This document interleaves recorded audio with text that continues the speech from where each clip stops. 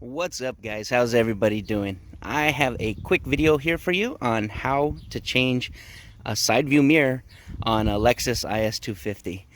Now, for whatever reason, I have changed actually quite a few of these. For whatever reason, these side view mirrors cannot take a hit for anything. I mean, when people walk by and pretty much just hit them when they're walking through a parking lot, they just can't take it for whatever reason. But if you wanted to, you can always go to the dealer. And last time I remember, I believe I paid $380 for a dealer side view mirror. And it already did come painted the color of the car.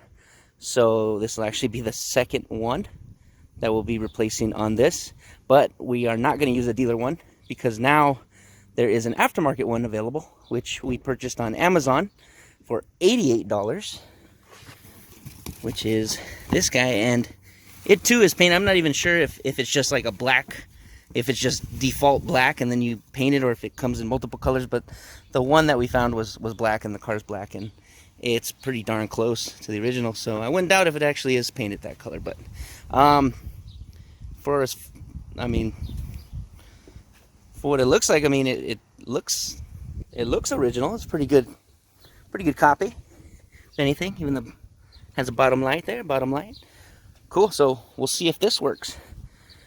So to do this is, it's not too difficult. It isn't, the side view mirror is not mounted like other vehicles, like say like my car right there. It's usually mounted right here on the side, just right in front of the window. And all you would have to do is pop the plastic panel and access the three 10mm bolts and pop it in, pop it out, or pop it out, pop it back in, and you are ready to go. But on these Lexuses, they're actually mounted on the side of the door. So to access the mounting bolts or nuts, you have to remove the panel. So removing the panel, like I said, isn't too bad. It doesn't require that many tools. I just pretty much use a box opener. Maybe a plastic prying tool would probably be more recommended, but as long as you're gentle, you can even get away with a flathead screwdriver and just like a little pick or a little flathead screwdriver as well.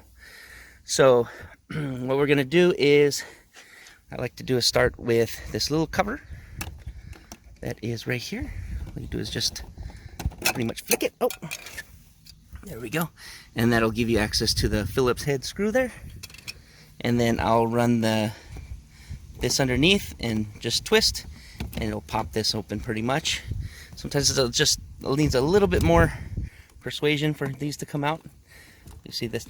The panel will open up right there and access either the 10mm bolt or a Phillips head. That's what you can use. So we can actually unplug this and go ahead and unscrew these. I'm going to go ahead and put the camera down and do that right now. Okay, as you can see, I removed the Phillips right here and also the Phillips or 10mm nut right here, or bolt. And then now what we're going to do is we're going to actually pry the panel off. And we'll start with the front corner right here. Now you can pretty much do it with your hand. You do it nice and gently and just lightly pull out. Run your hand along the bottom. Snap. Yeah, these are coming out pretty good. Snap. Okay. Once you feel like they're all snapped, I grab the handle. And oh, you know what? I'm sorry. There's one more step I forgot. We're going to make sure that the window's rolled down. So I'm going to reconnect that. And so I'm going to reconnect the door, the controller switch, and roll the window down. All right, so step one should actually be roll the window all the way down. Okay, so not a big deal. I forgot, but it's okay. So step one, roll the window down. Step two, remove the plastic cover right in the door lock area, in the door handle area. Remove the Phillips screw. Remove your master switch panel. Remove the Phillips or 10mm head bolt right here, and then go ahead and start to pry up on everything. So you get to make sure everything's already loosened up right there. We should be able to lift this out of here.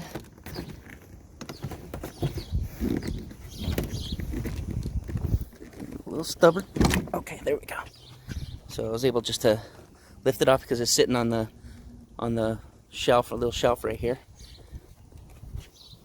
So let's go ahead and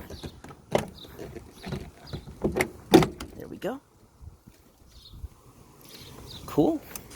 Just go ahead and set that down. We don't have to worry about disconnecting anything right there, because now we're going to have access to the nuts that are holding our mirror on right there. And there should be 3 of them. So to access these guys, and remove this cover here. There we go. And then we're gonna be able to get on in there with a 10mm and an extension and remove that. Let me go ahead and grab that. Okay, so what we're gonna want to do next is, before we start taking off the nuts, we're gonna go ahead and disconnect the mirror, which is this plug here. Now on the original Lexus part, it comes with this piece, but our aftermarket does not, so we'll just go ahead and just tear it off of that right now, and then we'll re-secure it with another piece of tape after. Right now that that's free, we can get our ratchet in there, and I just went ahead and already loosened them a little bit. Now these nuts are kind of at an angle, so you want to make sure that you just loosen them and pay attention. Try not to drop them into the door panel, because sometimes it can be a little tough to retrieve them if you do. So I'm just doing it by hand here.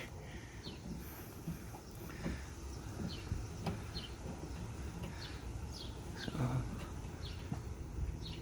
okay, there's one.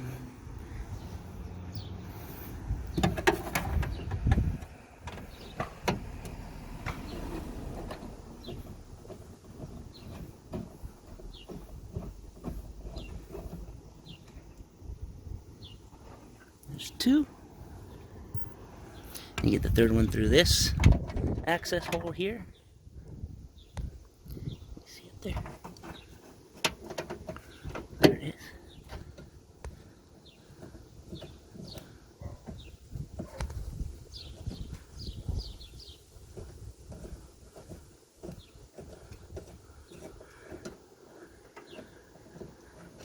Oh, I think I'm gonna lose that one. Did I save it? Yeah, I saved it. Okay. Careful, because it does have that built-in washer on it, so if you're removing it, it might snag. So mind that. Okay. So we should be able to remove the mirror now from the door.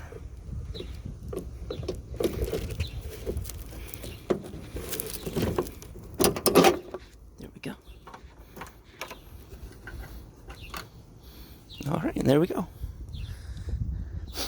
Now let's see, let's compare both the mirrors here.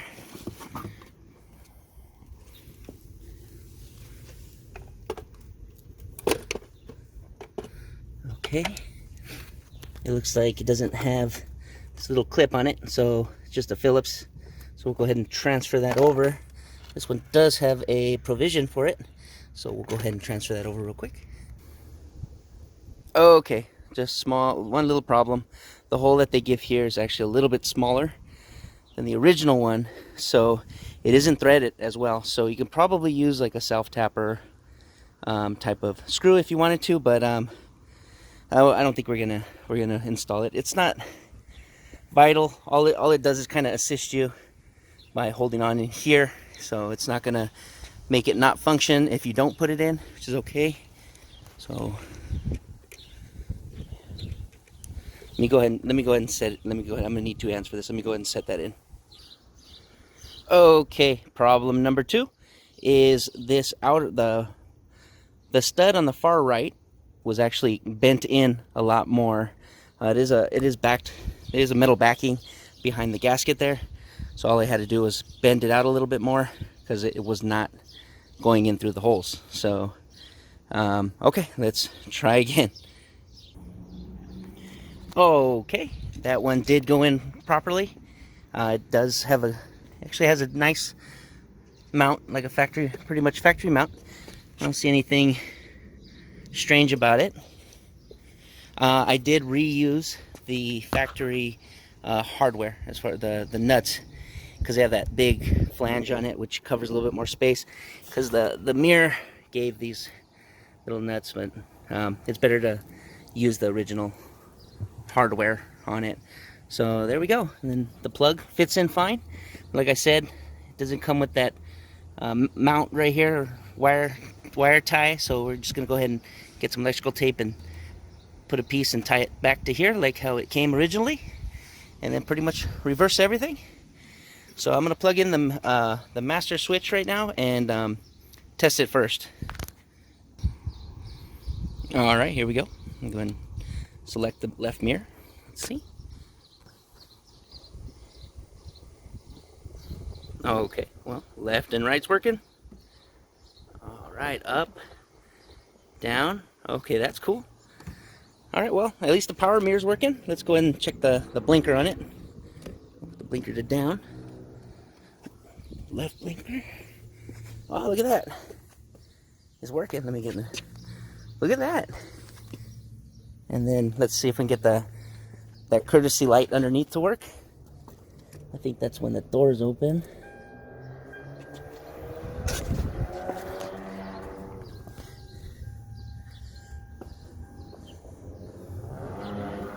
Let me check the other one. The other one comes on. Nope. Okay, well, we'll get everything back together and then we'll check that courtesy light. But other than that, I mean, for 88 bucks, that is the best deal ever. I mean, that's going to save you hundreds of dollars. This should take you no more than maybe 15-20 minutes to do, and if you're quick and everything goes smoothly, you make sure that you check to see if any of these clips, these body clips, got stuck inside the door before you reinstall this. See, it looks like I'm missing one in the corner here, so it's probably hanging out in here somewhere. So at the, oh yeah, I see it right. There's one right there. So I have to reinstall that into the door panel before I hook it up. So there we go. Let me go ahead and reinstall everything. Okay, you know what? You need to test the courtesy light. You need the alarm. There we go. There we go. And it's working. All right. Well, I'm gonna say great deal, good bargain. Definitely pick one up if you don't, unless you want to pay the $400 for an original one.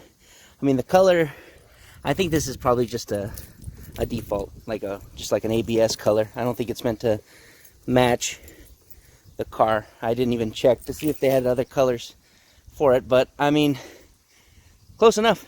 You can't even tell the difference. Look at that. Cool. All right.